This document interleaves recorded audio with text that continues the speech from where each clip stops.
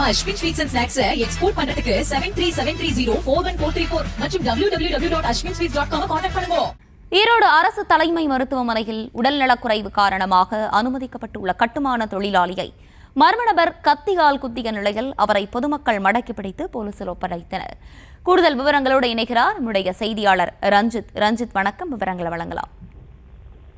வணக்கம். ஈரோடு அரசு தலைமை மருத்துவமனையில் சேலத்தைச் சேர்ந்த கட்டுமான தொழிலாளி பெருமாள் என்பவர் உடல்நலம் பாதிக்கப்பட்ட நிலையில் சிகிச்சைக்காக மருத்துவமனைக்கு வந்திருக்கிறார்.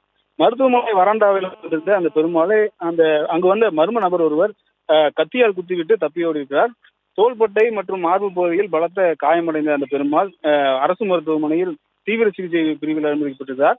தொடர்பாக பாதிக்கப்பட்டவர் அளித்த புகாரின் பேரில் மருத்துவமனையில் இருக்கக்கூடிய போலீசார் விசாரணை நடத்தி வந்த நிலையில பெருமாளை கத்தியால் குத்திய அதே நபர் அரசு மருத்துவமனையில் இருந்து வெளியேறி மூலப்பாளையம் என்ற பகுதியில் இன்னொரு நபரையும் அந்த நபர் கத்தியால் குத்தி இருக்கின்றார்.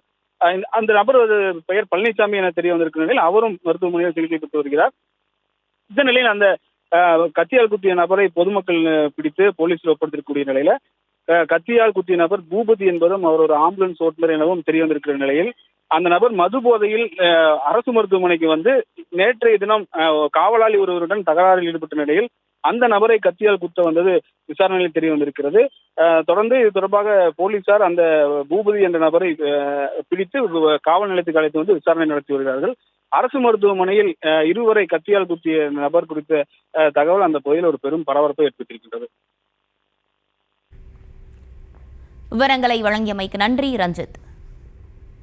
நம்ம Ashwin sweets and snacks export பண்றதுக்கு 7373041434 மற்றும் www.ashwinsweets.com கான்டாக்ட் பண்ணுங்க.